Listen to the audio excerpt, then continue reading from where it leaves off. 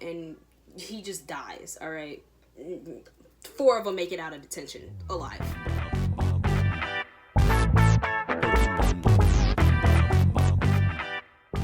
Hey, what's poppin', guys? I know it's been a super long time since I did a new video, and now that I have the motivation to actually do this stuff, I'm actually going to stick to it, and that is one of my things that I really want to. I have a New Year's resolution in like October, so, and it's like I really want to stick to these videos because I do have now the motivation to actually do it, because I kind of lost the motivation due to like me watching like, you know, other YouTubers and stuff like that. Everything has been done, you know. It's kind of like I just want to do this for fun, you know, because it's just something I like doing on the side. But today, as a new comeback video, I really want to share my favorite books with you guys. I've been reading a lot, like a lot lately, and I personally absolutely love reading. I love books. I can't go anywhere without my notebooks or books that I actually, you know, like read, things that I like write with, my pens, my pencils, notebooks, books, they all go everywhere with me.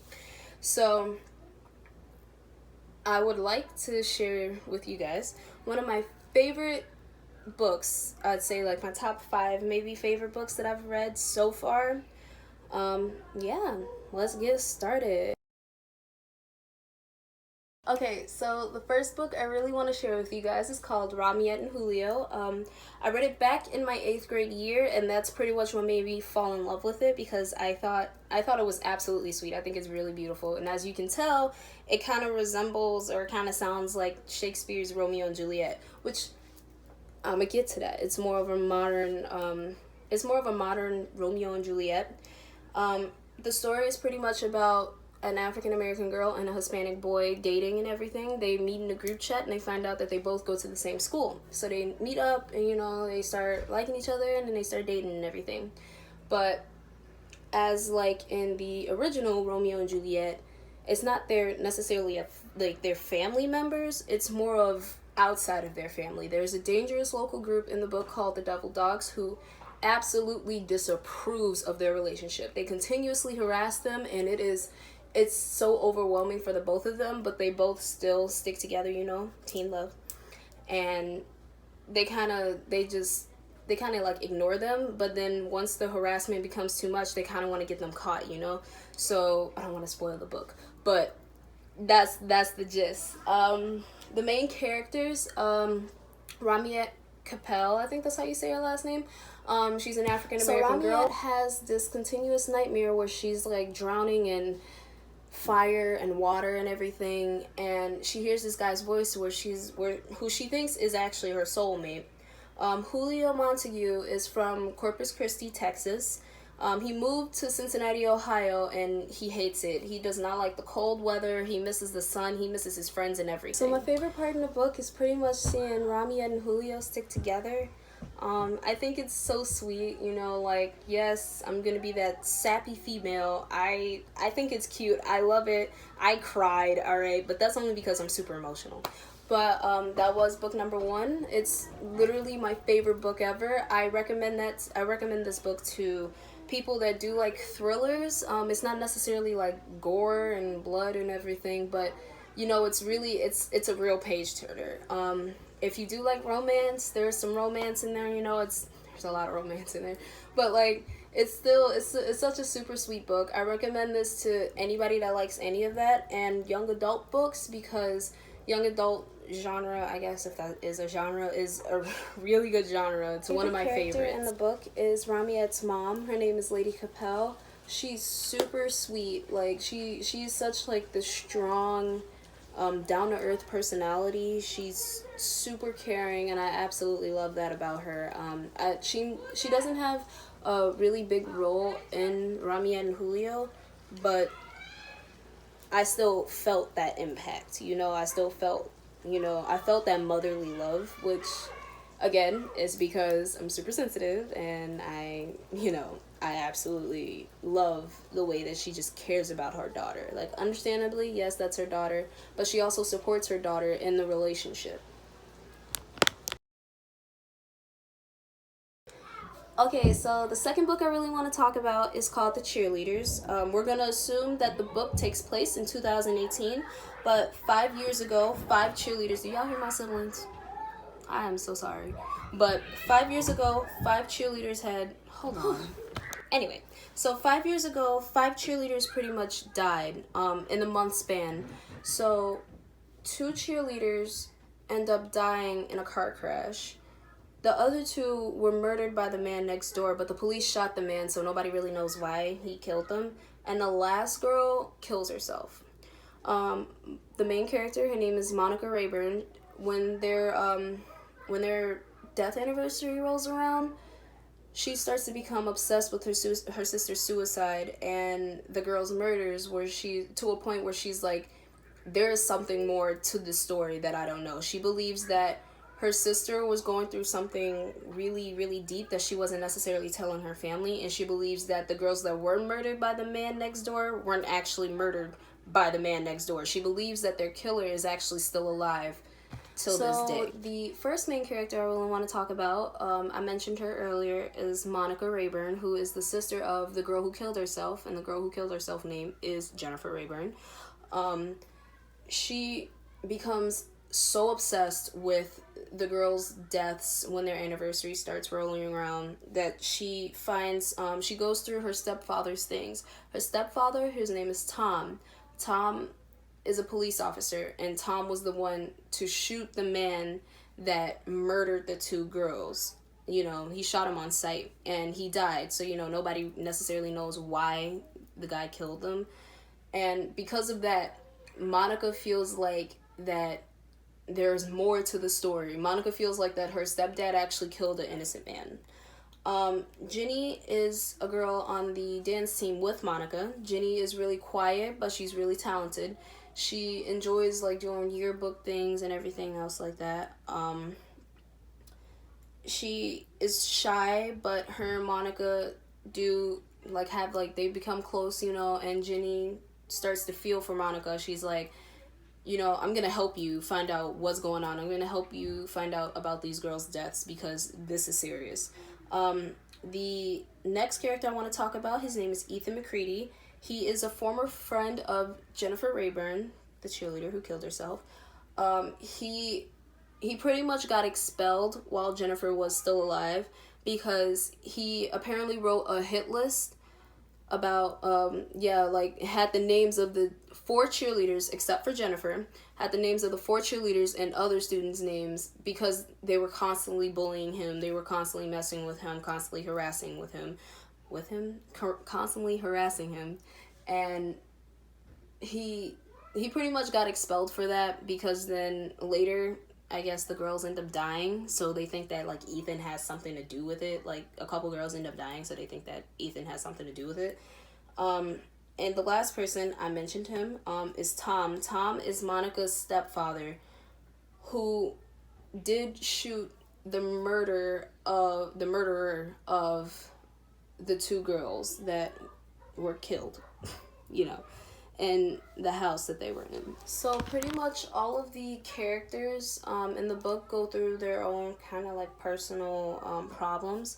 What convinced Monica to look into the deaths was when she went through Tom's dresser and she found these letters. She found Jennifer's phone, first of all. She found Jennifer's phone, and there were messages that were sent on the exact day of their death anniversary, saying some like creepy message like, you know the truth, you know what happened, you're lying. Sorry, my siblings are super like loud.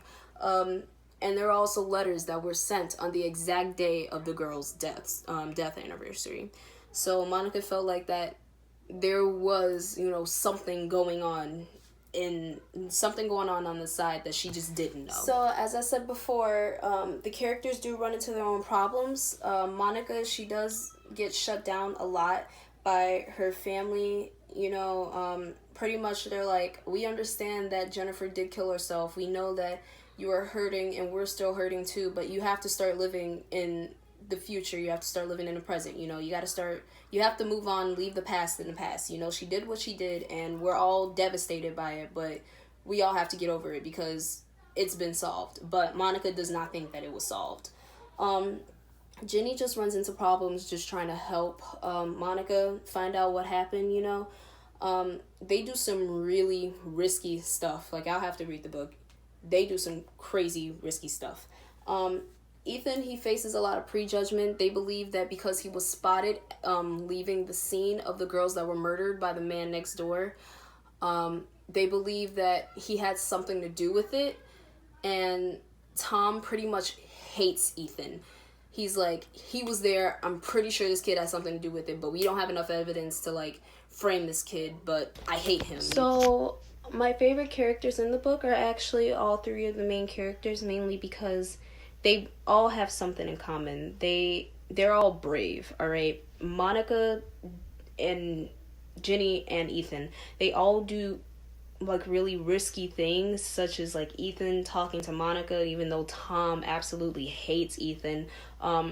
Ginny and Monica coming up with this plan to I ain't even gonna ruin it. You gotta read it. But they're really brave. I respect their bravery, and I respect the fact that Monica really wants to get down to the bottom of what really happened to those girls. So I can't really make a personal connection to this book, but I do recommend this book to, again, people that do like thrillers, because y'all, just like Romney and Julio, it is a page turner. Like, this, honestly, reading this book, the only reason why I started reading this book, like why I bought it immediately, was because of the description. Like, I have to get into the book and everything, but when I read the book, and I was just like, you know, wow, like, what is it about? I need to know more. I read like a couple pages, and I was like, I gotta buy this book. I have to buy it.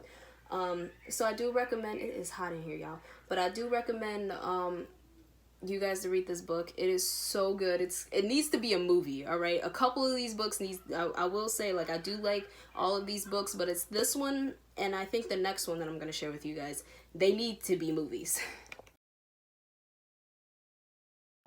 So the third book I really want to share with you guys is called One of Us is Lying by Karen M. McManus. Pretty much the story centers around, guess what, 5 teenagers. Their names are Cooper Clay, Addie Prentice, Bronwyn Rojas, Simon Keller, and Nate McCauley.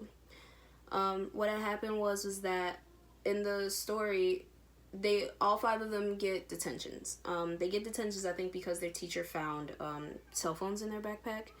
And Simon sticks out the most because he has a gossip app called About That, where he pretty much just exposes everybody. He exposes literally anyone. He doesn't necessarily put their actual names. He uses their initials, but he just exposes everybody, and everybody pretty much knows who it is, or like has to like take a guess on what it is.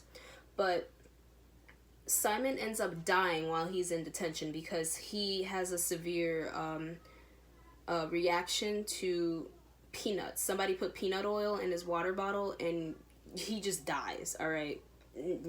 4 of them make it out of detention alive. So the main characters are Bronwyn Rojas. She is the brains out of the group. She comes from an extremely intelligent family. Her mother, her father, and her sister, all super, super smart, and they expect the same thing out of her. They expect her to be just as smart and just as successful as they are. The second character, Cooper Clay, he is a super good athlete. Like, he's a phenomenal athlete. He plays baseball. His father is extremely proud of him, and honestly, I believe that Cooper's father's opinion really affects Cooper. Addie Prentice is the beautiful blonde girl that everybody wants to be. Homecoming queen, prom queen, Addie Prentice. She's just all out beautiful. Everybody likes her. Nate McCauley is the bad boy, pretty much. He gets in trouble for skipping school. He gets in trouble for selling drugs. He gets in trouble for fighting and everything else like that. So all of the main characters do go through their own problems. I don't really want to get into that because pretty much their problems are the entire book.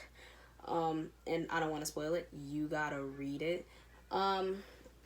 But I will say that all of them are connected in a way, mainly because they are all linked to Simon's death.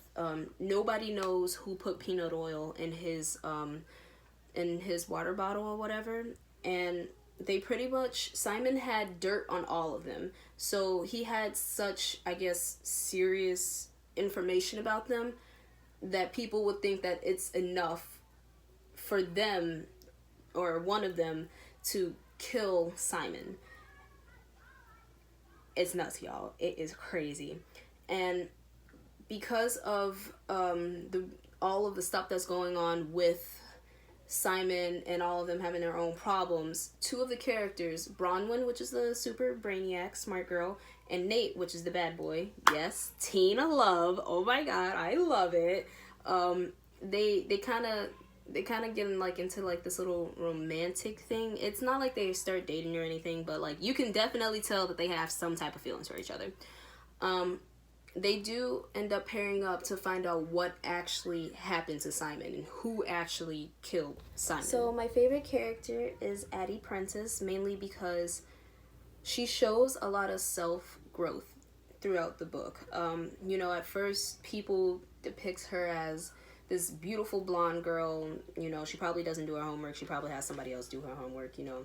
She gets everything because she's beautiful and flawless skin and flawless face and all this extra good stuff. But towards like the end and everything, this girl is brave. Like when I tell you it's brave, y'all, just like the rest of the books, it's really good. It's so good where it's like seeing her grow into a person that she wants to be makes me happy. I love self-growth. I'm all about self-growth. So I respect that. I really respect that about her, and that's why she's one of my favorite characters. I can make a personal connection to this mainly because it's like I've been bullied before. I've had all types of rumors spread about me, but then I got over it. That stuff's in the past. High school was high school, middle school was middle school, elementary school was elementary school. Now I'm just over it. I do recommend this book to people who are into murder mystery or into thrillers. Thrillers / young adult are my favorite genres, as you can tell. I love this book specifically because it kept me on the edge of my seat. And not only that, but the author who wrote this book, Karen M. McManus, approved of the previous book that I talked about. I think the one before this, the Cheerleaders. She approved of that book, and if one good artist approves of another good book, it's a thing. I just love the book. Y'all don't understand. It makes me so excited. My favorite part, again, is with my favorite character, is seeing Addie Prentice grow into the girl that she wants to be. She isn't living in anybody else's standards. She lives for her own standards. So the fourth book I want to talk about is Crazy is My Superpower by AJ Mendez. And if y'all don't know me now, I am a huge WWE fan, and AJ Mendez is like, she might not wrestle anymore, but she is one of my favorite women wrestlers. Like, to be honest, my bedspread is because of her. Her story is pretty much an autobiography. She just talks about how she grew up. She gives like these synapses of her life, like these little short stories about significant things that happened in her life that made her grow into the person that she is. And honestly, she's a hero.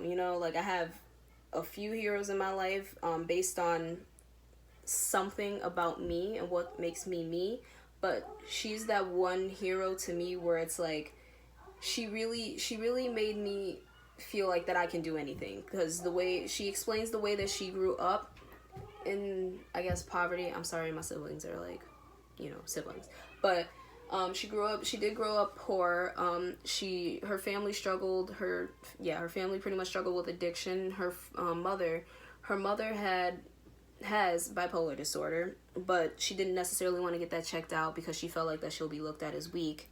And despite, growing up in those situations, she still managed to make it on top. And I respect her, so y'all. I do recommend this book to those who feel like they are struggling in life, whether that's with mental illness or with family issues or just financial issues, you know, because yes, she grew up poor. Yes, she had to face mental issues with her mother and with herself.